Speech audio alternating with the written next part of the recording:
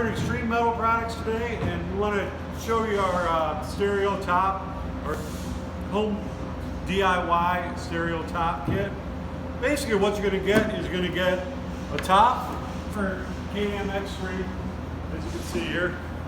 On the back it's got a little area you can put a backup camera, and then on the inside, that's what I want to show you here.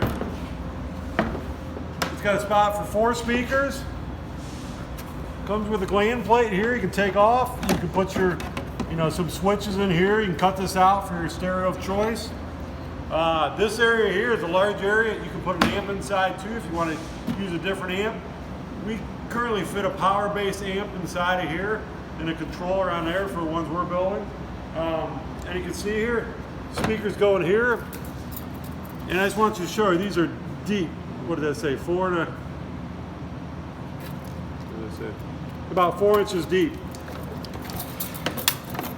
So in other words, you got 4 inches of depth for whatever speaker you want to use. Anyway, these are on sale for $365 shipped to your house.